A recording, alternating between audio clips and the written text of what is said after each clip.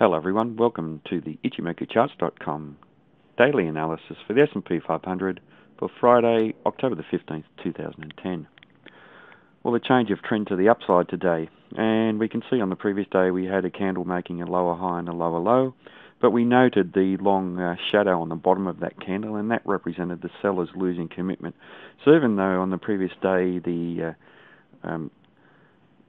change of trend occurred with the market making a lower high and a lower low, the sellers failed to follow through and lost the commitment that they had when the market was trading down there around this level, about 1166, 1167. Today, a similar type of candle with a small green red body, and once again a smaller red body than the previous day, which means that the sellers still haven't made any solid net bearish progress. But also the long shadow on the bottom as the market traded down around the low of the previous candle, and this coincides with this downside price rejection that we had previously, and it's changed character. We've now got buying coming in around this 1167 region. So the sellers lost commitment once again. Now with the bulls though, when they took out the high of the previous candle, they were unable to maintain the market up above that level, so they also lost commitment. And we can see that shadow on the top of this very small body.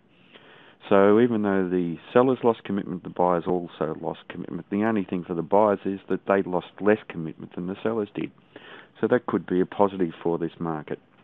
They've also closed this market between the midpoint level and the high for the day, which means that they've closed with control, but it is only fairly weak control, so we really shouldn't read too much into it. So not a terribly bullish day, beside the market not having a terribly bearish day, and a change of trend to the upside. So obviously over the next days trading, it looks like we're trading within these well-defined areas of support and resistance. To the upside, obviously 1179, 1180 is a very strong area of resistance. Above there we have 1183 at the previous swing high, and up above there 1191. If we do take out 1183 with a bullish candle, then we certainly will most likely test 1191 before too long.